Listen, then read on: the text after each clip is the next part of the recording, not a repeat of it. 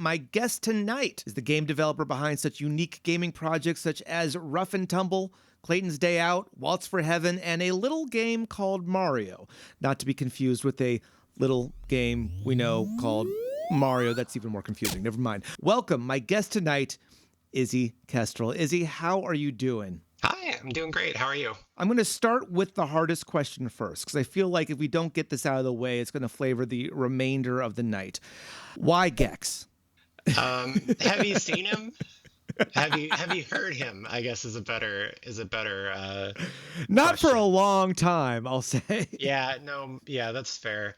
Yeah, so I have a personal background with Gex. Growing up, my grandfather, he was a gambler, right? He liked to bet big, he liked to win big.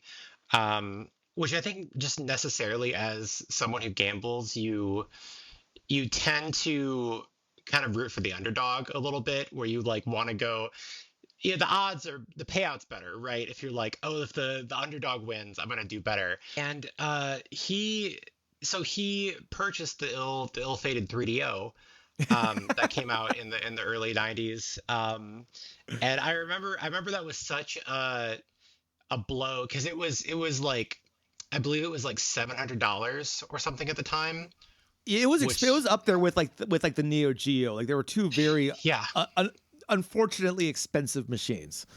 extremely expensive machine. Had, made a lot of big promises that did not pay off. Right. Within a couple of years, it was, deeply discounted.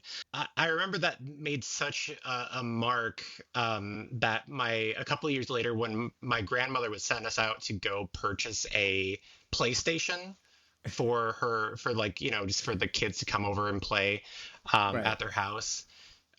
We came back with a Sega Saturn, and she said, no, no, no, no, no, no.